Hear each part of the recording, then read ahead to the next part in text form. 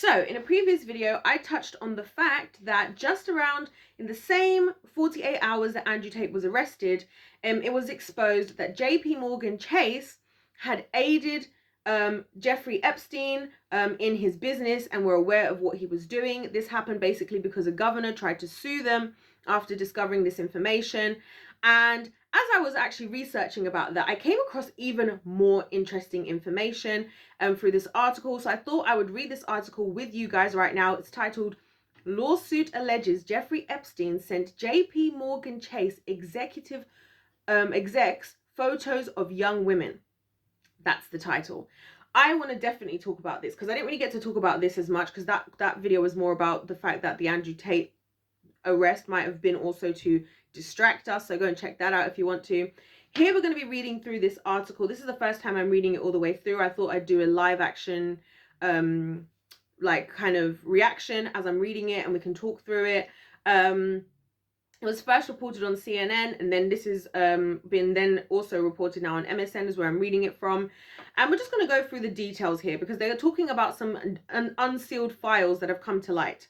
So it starts off, former Barclays CEO Jas Staley allegedly exchanged sexually suggestive emails with disgraced financier Jeffrey Epstein, some of which included photos of young women, according to newly unsealed passages of a federal lawsuit.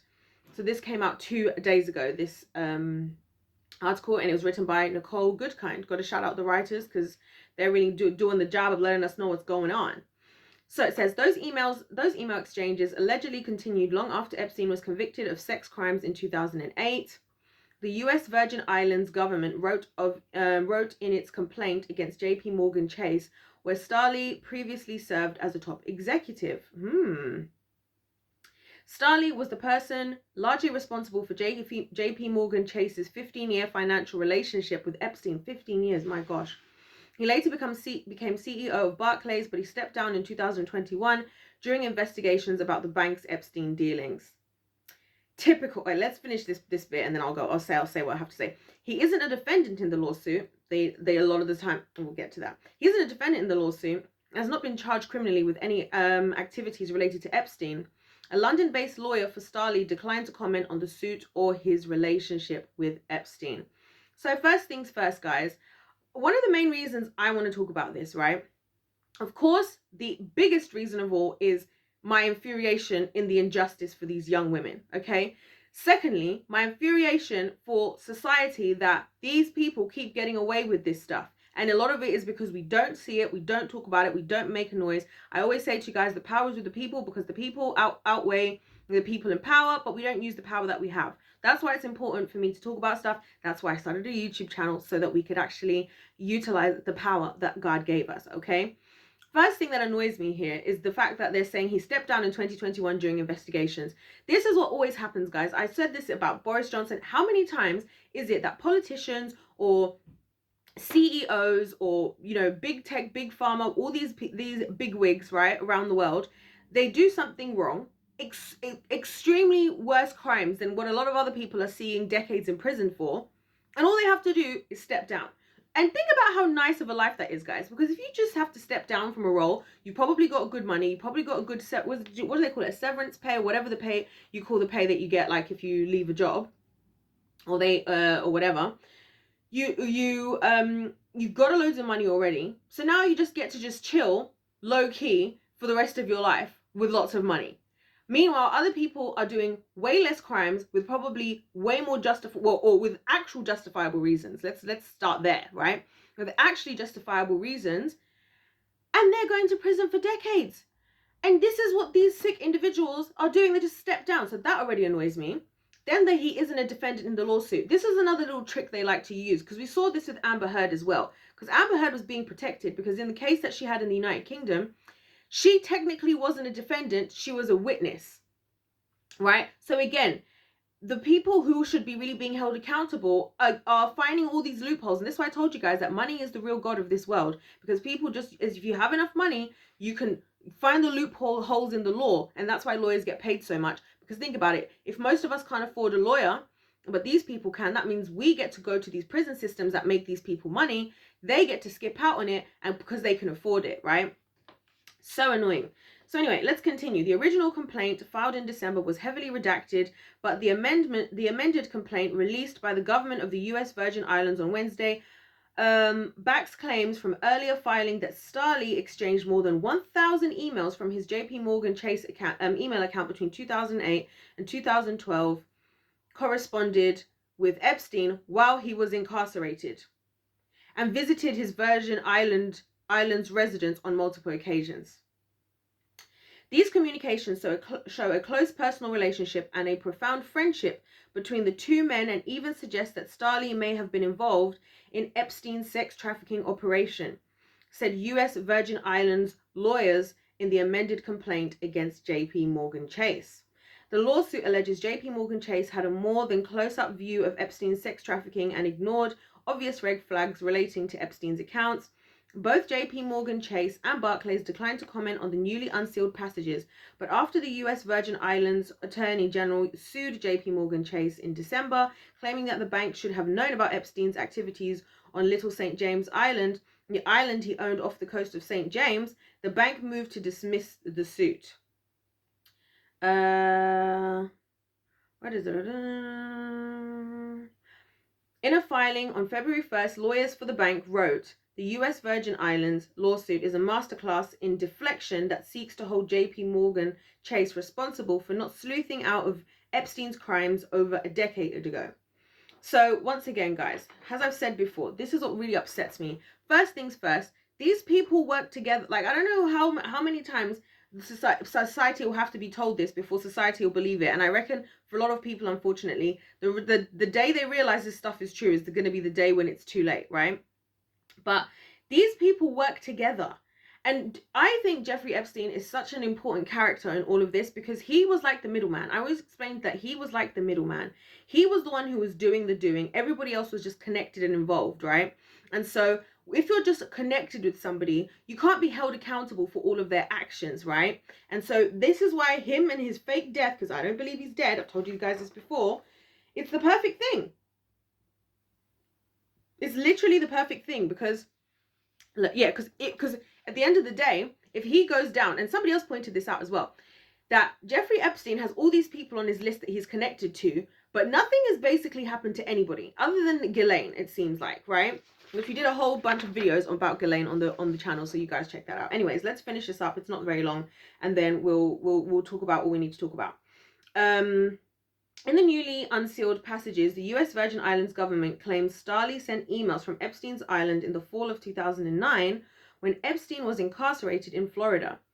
So when all hell breaks loose. Also, I just like to say, anyway, never mind. So when all hell breaks loose and the world is crumbling, I will come here and be at peace, Starley allegedly said in the email. This is what I just said. I told you guys I'm reading this for the first time. So he said, so when all hell breaks loose and the world is crumbling, I will come here and be at peace. Oh my gosh, this is crazy. Starley allegedly said in the email, "Presently, I'm in the hot tub with a glass of white wine. This is an amazing place, truly amazing. Next time we're here together, I owe you much, and I deeply appreciate our friendship. I have few so profound. So, I have few so profound." Sorry, guys, I'm in absolute disbelief.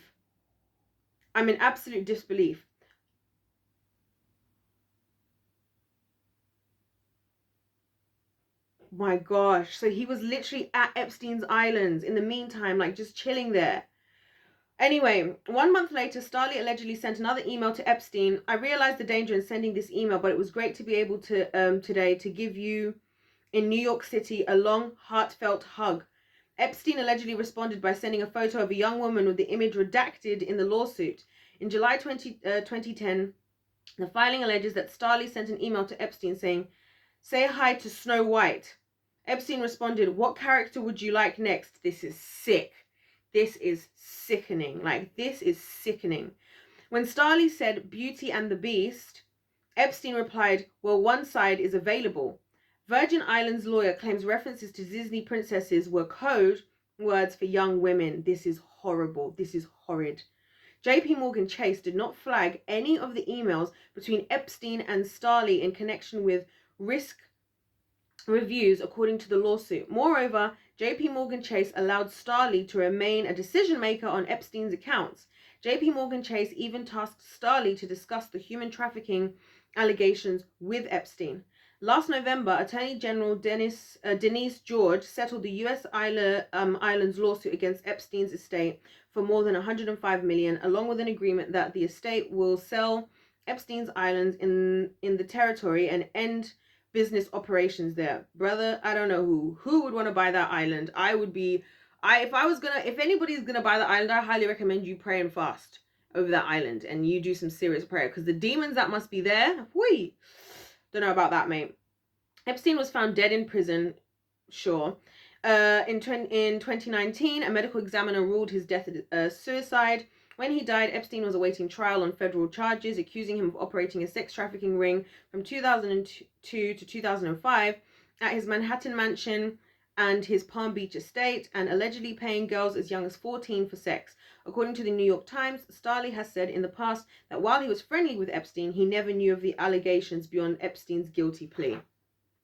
These people lie through their teeth. Like this is the work of Satan himself. He is indeed the deceiver and the liar, right? These people were talking like buddies. Sir says from the island, presently I'm in the hot tub with a glass of white wine. This is an amazing place. Truly amazing time. Next time we're here together, I owe you so much. I deeply appreciate our friendship. I have few so profound. So in this deep friendship, you mean to then say, he then claims that he and Epstein were friendly. This is like the whole Prince Andrew thing. This is absolutely despicable and ridiculous, right? So not only are they talking about ordering these young women as if they're just like literal objects when I talk about objectifying and whatnot, right? They're clearly so close as friends, whatever they are, because this is weird. And then on top of it, people don't believe this stuff. People, like, this is what, do you know what, guys? Sorry, my brain is malfunctioning for the simple fact that I am so irritated with society and how society will ignore the things in front of us. We will continue to this is why I can't work in a lot of places, guys. This is one of the reasons I can't work in a lot of places. I spoke about this, I touched on this in the other video, but where people will say stuff like, oh, if you want a prestigious job, go work at somewhere like JP Morgan Chase, blah, blah, blah. This is why I can't do this stuff, guys, because I refuse. I don't care if I'm at the bottom level. I don't care if I'm an intern, okay? I don't care if I'm doing this for work experience. I cannot, as a human being, I should say this. I cannot, as a Holy Spirit-filled human being, rightfully work for these people in these people's pockets. And let me just tell you guys something. This is perfect, because this connects with another video that I wanted to make. Right? The education system, right?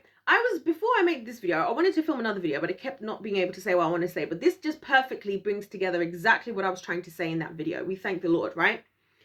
When we go to school, we are trained. I think schools shouldn't even be called schools. They should be called training facilities. We are trained to go and work at these types of places, right? Barclays, JP Morgan Chase, you name it, right? These big pharma companies. Right? Why? So that when we get there, we spend our whole life trying to choose a safe option, go to school, then go to university, then get a graduate job, then get at that graduate job, get a 401k and complain every week for 5 days about how much you hate work and do it all over again, over and over again. So these sick, twisted individuals can be on islands drinking wine in hot tubs, right? Ordering underaged women to do whatever they want to do with, calling them code words of Disney characters. Are you freaking kidding me? And then when you hear the likes of people like me saying stuff like, you know, I think that I can't be a part of this. We need to stand up for that. You know, the school systems are training programs. They're trying to program people. People are like, oh, these controversial people. They're just so like, why are you just always trying to go against the system? You must think you're so cool. Like trying to conspiracy. You're so opinionated. No, I give a damn about humanity. I give a damn about the children. I give a damn about you. You know who doesn't?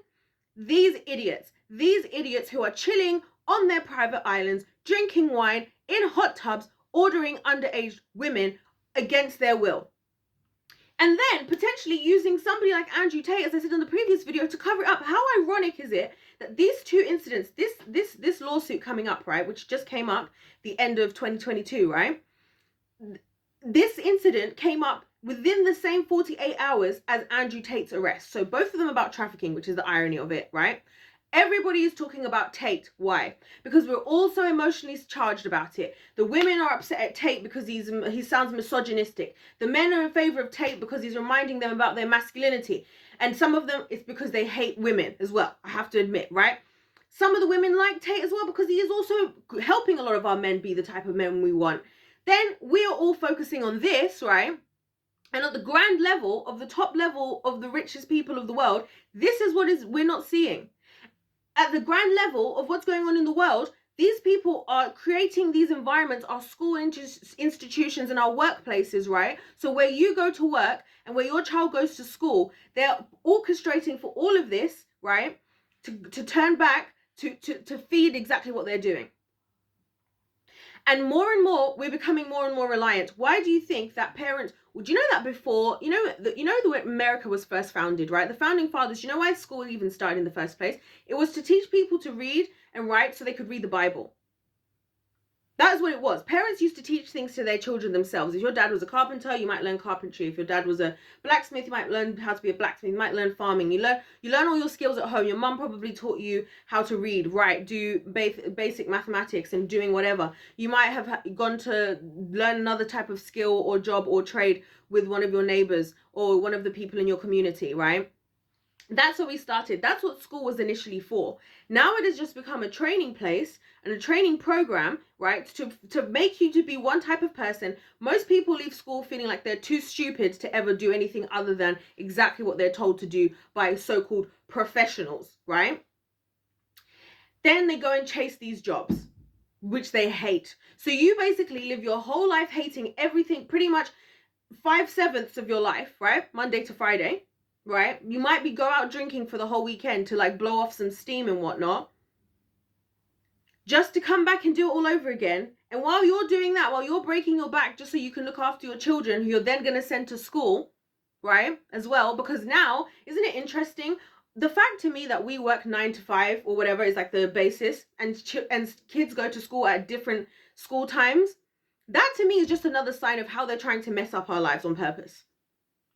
Because why isn't it normal that we should, as adults, if kids have to go to school, we should be able to pick them up without having to organize all this other stuff? Because do you know how many parents having to spend extra money finding somebody to pick up the children from school, or hoping that they can get back, or having to trust them on these school buses, which a lot of people have trauma attached to things that happened to them on school buses, whether it was bullying, whether it was harassment and assault and all these different types of things. Then you go to school, if you're not the perfect student who learns in one specific way, I can say this because I teach, I've taught all the way from creative subjects, dance and drama and stuff like that, all the way to maths and chemistry, right, at all levels except from university, right? If you don't learn the one specific way they teach you how to do everything in school, they teach everybody has to write with their right hand, everybody has to color within the lines, everybody has to think like this. If you don't have this, you're an idiot. If you don't do that, you're an idiot. And guess what? If you can't get A's in school, you're an idiot. So then, because you just see yourself as an idiot, I just want to go and work anywhere I can possibly go work for a huge organization, and the people sitting at the top are these people. These are the people that are sitting at the top of this. And this is why I get so annoyed, guys. This is why I get so annoyed. And this is why I feel personally, I live to what a lot of people look like such a stupid, wild life. Because I'm like, I'm not going to work somewhere if it goes against my morals and values. And people are like, whoa, well, first of all, I have faith in the Lord. So I'm just going to I'm going to hold on to that for starters, right? Not only that, I can't live with myself. I can't live with myself knowing that I'm participating in this. And the only way this stuff continues is if we allow for it to, right? People will more quickly go and work for JP Morgan Chase than they will support somebody in their local town who's trying to start a local bank and see that through. Somebody that you knew, that you grew up with, that you're friends with, or your family is, or whatever, right? You can see the person at the top. You can evaluate the type of person they are. It's actually a steady job. They've been running that business for 10 years. They're expanding, but you want to go and work at a Why do you think they make these things considered to be prestigious places? It's like GSK, GlaxoSmithKline. I remember when I was at university, right, which I studied chemistry for those of you who don't know, When I was at university, that was one of the places where everyone was like, you should so go work at like GlaxoSmithKline. Like, and a lot of people went to work. They were like, why? And I knew I didn't want to go work in the pharmaceutical industry. And thank the Lord. I didn't know why I didn't want to go. And I feel like it was just the Holy Spirit must have been telling me at the time, like, that's not for you. That's not for you, girlfriend. Especially, and for me, those times, it was just because I realized it was such a scam, because what a lot of these pharmaceutical businesses do is they sell their products, right? I always use the ibuprofen example, right? If you're somebody in the United Kingdom, right? This is how it works. These big companies, like these GlaxoSmithKlines, they even showed an example of this on Grey's Anatomy, I remember. Big companies like GlaxoSmithKline will supply to the hospital, let's say ibuprofen, right?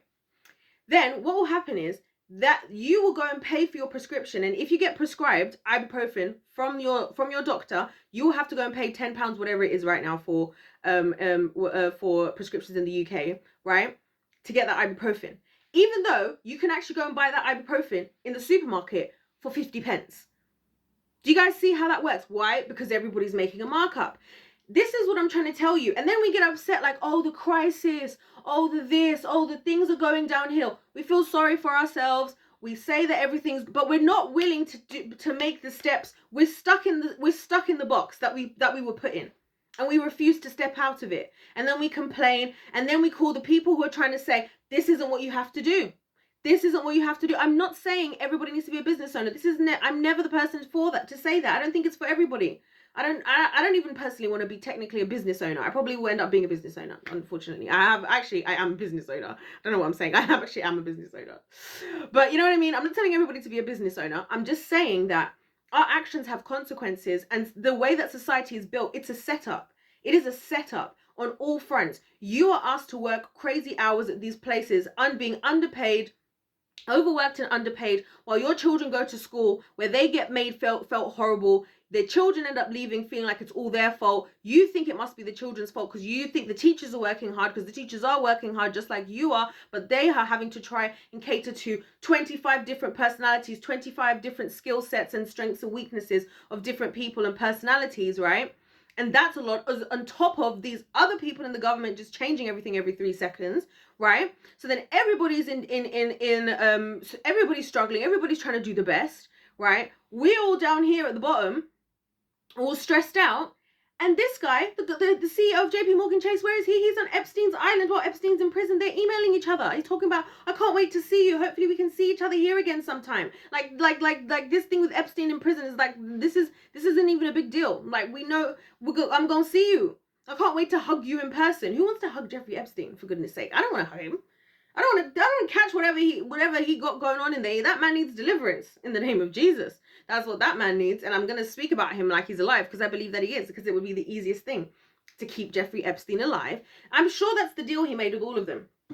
I'm sure that's the deal, because we, the people, are stupid enough that these same people who are also buddies with the media will believe everything they say. Will say, oh, but the prison. These people are also the ones owning the prison. Prison is one of the best businesses, best ways to make money for these people. So everything that they're doing and they're putting in front of our faces, right? It's hard for us. Like, we're the ones who struggle when our family member who's just trying to fight to provide ends up in prison, or wants to actually defend these type of people, predators, right? They try to stop predators and end up themselves in prison and whatnot. And we have to deal with all of that. We have to deal with the changes. These guys are never bothered about anything. Do you guys get this? And this is why I talk about this stuff on my channel, guys. I hope you guys understand. I didn't know this is where this video was going to go. Like I said, this is the first time I read this article right now. All I saw was the title. I didn't have time yesterday to film as well yesterday, but I also thought, let me give it a day and then properly sit down and read through it. This is my first time reading this, and I'm frustrated because this is nothing new. This is exactly, I guarantee you there are hundreds of examples of this, of all the top big level companies, exactly this type of stuff. Exactly this type of stuff. And this is exactly why. Do you know guys know something interesting? Have you ever thought about which was the only politician that actually spoke about trafficking in the recent 20, 30 years? A lot. In terms of top level politicians, Donald Trump. I talked about this, guys, in my trafficking series, which you guys should watch. It's six videos. It's got its own playlist. Go and check it out. a survivor of it who they are still trying to kill. She has to keep moving around the country all the time, right? Because they're trying to kill her because she's exposing what's going on behind the scenes. She said the only politician she never saw, the only famous politician she never saw was Donald Trump. She saw the Obamas. She saw, I think, Hillary Clinton. She saw, I'm not going to say who the other person is that I'm thinking of because it's going to be a lot for some of you. So watch the series if you think you can handle it, okay? If you think you can handle it, watch it. I recommend it highly. But yeah, so this is, don't you find that interesting? So the person that the media went the hammest with, the hardest with to try and stop was the one person who actually spoke against this trafficking stuff. And have you noticed that even though trafficking is such a big issue, it doesn't really get spoken about unless it's somebody who isn't in these circles? Have you guys ever noticed that? Do you guys remember in the videos where I was saying that I think it was Lou. It was either Lou M. Taylor, who is the one who manages Travis Scott and also Britney Spears and all that, right? Or it was Ghislaine Maxwell. One of the two of those ladies was seen in photos actually with two of these missing girls who went missing. There was a girl in the United Kingdom who went missing. Her name's Madeleine McCann. Very, very sad story from like over a decade ago. She went missing. It was huge news and everything. A lot of people think her parents did it. I don't know exactly what happened. And then there was another girl, something Ramsey, her name is. I believe in the United States. Both of them were seen with these women, again, in connection to Epstein, in connection. Do you guys see how this works? Like, do you see how this works? And then they encourage us. The smart decision for us all is to just follow the exact rules, go and work for these certain companies so that we can show off. And then like when we meet people, it's like, hi, my name's Susan. Hey, hi, Susan. What do you do for work? Well, I'm a financial planner at JP Morgan Chase. Yeah, it's like, wow, that's such a great job. Yeah, I love it there. There's a couple of good benefits. I get a bonus every year. It's like, yeah. Literally, your bonus is probably the same price as this guy's wine he's drinking in the hot tub while he orders Beauty and the Beast. But unfortunately, the Beast, or whatever it was, wasn't available, whatever he said. This is disgusting, guys. So this is why, this is the perfect example why. This is the perfect, I don't know what I'm going to title this video, but I'm going to title this video, everybody needs to watch this or something like this. But every time people write that, we all ignore it, let's be honest, because it's like, yeah, everybody says that in the video. But I'm saying this, guys, to say this is why I say all the stuff I say on the channel. This is why I'm happy. I'm never trying to be controversial for the sake of it. I'm not trying to be the opinionated one, the woke one, guys. I don't care about any of that. Do you know what about me? I'm actually extremely introverted, believe it or not. People don't believe that. I'm actually extremely introverted. Like, majority of my social interaction is with you guys on YouTube, and that is fine with me. I love being alone. I love it. Like, I can't get enough. I've actually been asking God recently, like, is there something wrong with me? I don't like being in situations, and I don't like being the center of attention. But I'll tell you one thing about me that is very true, is that if nobody else will do something and it's important for the sake of mankind, I will do it. I will do it no matter what people think. And that's why I'm here, guys. That's why I'm making these videos on YouTube, because I want to see you guys win. We're called the winning team. Why? I want to see you guys win. I don't want to see you guys fall, or me or anyone fall to the tricks of this society that we live in. I don't want to see or hear of even one singular child having to go through this type of experience. I don't want to hear about how sad it is for so many parents working so hard, or students feeling like they don't believe in themselves because they didn't get all A's in school. And so because they didn't get all A's, they're just going to try and get whatever job they can, because realistically, school was never built for them to actually find what they are good at in life and can succeed in and be fulfilling and what's the word? And financially fulfilling as well. No, it's not about that, guys. We are just pawns on the chess in the game. We are pawns, and you know what the people in the entertainment industry are? They're like the bishops. They're like the castle. That's what they're like. They're like, okay, well, you guys kind of have more things we can do with you, so we're gonna just exploit you guys in another way. You know what I'm saying? We're gonna use you guys as influence in a different way, because you can move across the board diagonally, and you can move straight across there. The pawns, they can only do this. So you just come work for one of our companies. We'll make you feel like this is something to be like so respectable and like so proud of, because then you're all going to want to do it. And then it's actually going to destroy your life, because then you're going to have so many other things to worry about. And in the meantime, while you're there, we're also going to make sure that we train your children in what we want next. Great. This is why I speak about the stuff I do, guys, because I genuinely love you guys. I want to see everybody win. I want to see every single body win. But if we're going to win, guys, all people know, anybody that's won, if you hear any winner's story from whatever type of winning that they've done, they've had to work against adversity. They've had to work hard. They've had to be aware of the situation. They've had to be aware of their competition, their enemy. This is a spiritual battle, guys. Even if you don't believe it's a spiritual battle, you got to see that it's a battle. And let me tell you something. Who goes into the battle trying to fight an enemy and doesn't want to understand the enemy they're dealing with? If you have the opportunity to understand how the enemy you're dealing with works, you are going to be at a better position to defeat that enemy. This is exactly why I said, guys, in the wisdom series, which you should also check out on this channel, check out the wisdom series. Shout out to everybody who was there, right? I said in that video, in that thing, that villains are foolishly in movies and in games and stuff, right? They stand there and they tell you exactly what they're going to do next, right? They stand there and they say, haha, and it's always at that moment where they feel like they're definitely going to win and they're going to give you their final blow, right? And they stand there and they tell you exactly what they're about to do next. That they haven't even given you their best yet. They have their hydro blah blah blah weapon, and what it's going to do is it's going to obliterate you by this, that, and whatever, right? They told you what it is, and then why do the heroes win? Because now the heroes can turn back and attack effectively, strategically, because now they know what your plan is. So I know how to counter that, right? This is one of the things I really like about Luffy in One Piece, because I realize he does that very well. As much as he's a silly goose a lot of the time, right? And he's always faffing about. We love that, but he pays attention to his enemies, and at a certain point in the battles, you'll see him studying and listening to what they say quietly, and it'll take him a while, but eventually he'll come up with a way to counteract exactly what they just said that they were going to do. And that's what I'm trying to say to us, guys. If we're going to be winners, that's why the channel says if life's a game, let's play to win.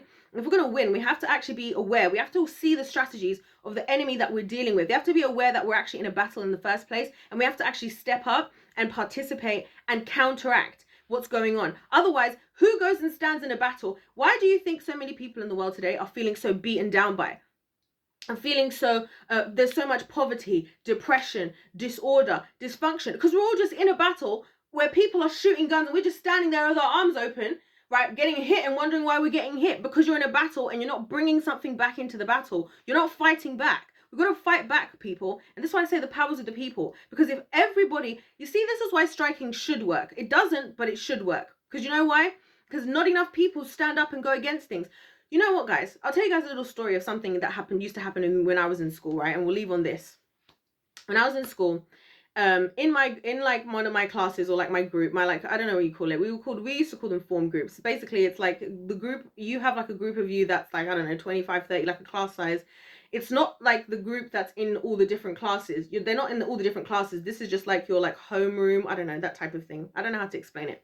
Anyways, so we were very united front, and we used to, in class, we would all just do something at the exact same time to bother the teachers. And it would be something like, we're all going to tap our pencils at the exact same time, the whole class. The whole class would do it. No one would ever get in trouble, because what are you going to do? What are you going to do if there's a whole class of people doing something? Are you going to call all of our parents? Are you going to send us all to internal exclusion? Are you going to do this with all of us, right? Nothing would ever happen, because we were a united front. And you could hear sometimes, there was one time we were literally, this is how crazy it was at school. We were literally banging on the tables singing, we will, it was in science, in chemistry, rock you. It was so funny. You could have heard us probably through the whole science department. What are they going to do? Every single one of us was doing it. And the teachers would look around and they'd be like, I remember once a girl threw like a rubber and it hit the projector, so it turned the projector off. We all saw who did it. The teacher asked, who did it? Not one of us snitched. Nothing happened. The power is with the people, ladies and gentlemen. When we actually stand up and do things as a unit, that's why when it's only one person doing it, I think a lot of people are aware of stuff, but they just don't know what to do because they don't want to be the one person to step out. And I get it. That's why I try to always be the one person to step out. You know, that's why, like I said, if no one's going to do it, I'm going to do it. Because it's kind of like the dance floor thing. I've noticed this as well, where if you're at a party or something or at a function and there's music, nobody's dancing, it just takes that one person to start dancing and everybody kind of starts dancing type of thing.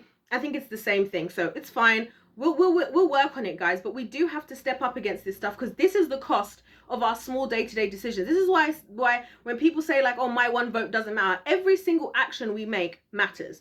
Every single action you make matters, because it then adds up to the actions of everybody else, right? And if everybody else is also doing it, then that's what we end up with at the end. That's how society builds its societal norms.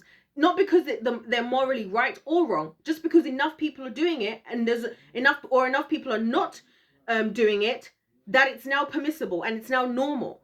You see what I'm saying? So anyways, guys, I'm going to leave it at that. I don't want to make this video too long, because I really would love for people to actually watch this video through, because I feel it's such a like full circle moment, bringing so many of the different things we've said like before together. Think about some of the things that I've said, and think about the society that we actually live in. This is the matrix we're dealing with, y'all. This is the matrix. Everyone's all woke. Oh, matrix.